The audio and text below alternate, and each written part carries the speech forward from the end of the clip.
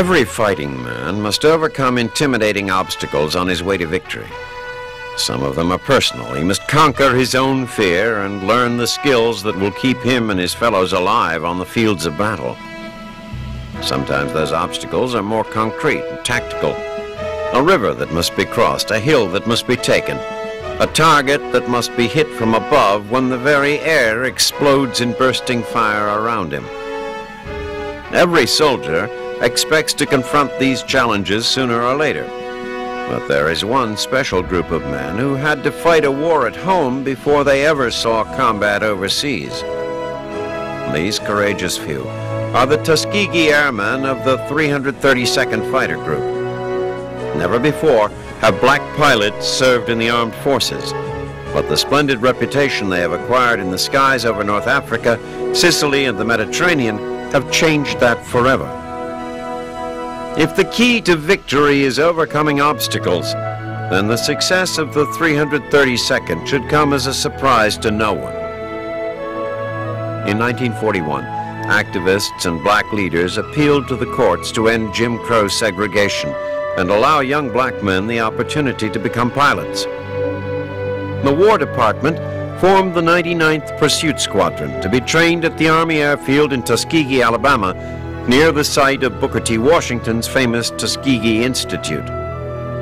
The school had already established a civil aviation branch, and it was quickly converted for military use.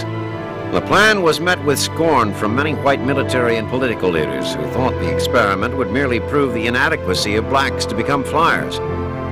Such ridiculous theories were soon put to rest by confident cadets who came from all over America to join the program. One of the first to enroll was Captain Benjamin Davis, the first black cadet in 47 years to graduate from West Point. He was among the first Tuskegee class of 5 pilots to gain their wings and went on to command the 99th Squadron after his promotion to lieutenant colonel. Still, there were many detractors. Critics believed that the black pilots would never be accepted by their white counterparts. But by the summer of 1943, the squadron was stationed in Italy and flying missions as bomber escort fighters.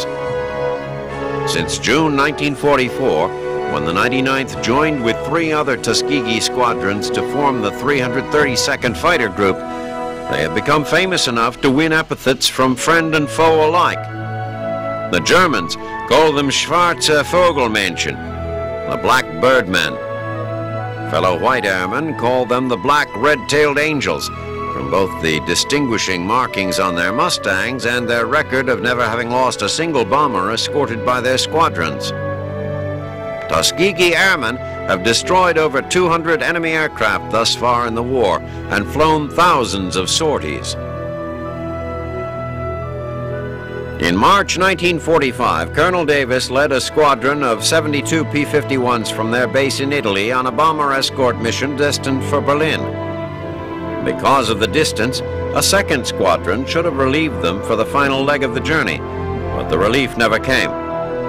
Despite being low on fuel and facing the prospect of engaging the superior German Me-262 jet fighters, Davis' group continued on to the target. In the ensuing dogfight, the Red-Tailed Angels shot down 3 jets and lost 2 of their P-51s, but the mission was successfully completed. For their skill and valor, the 332nd received a Distinguished Unit citation.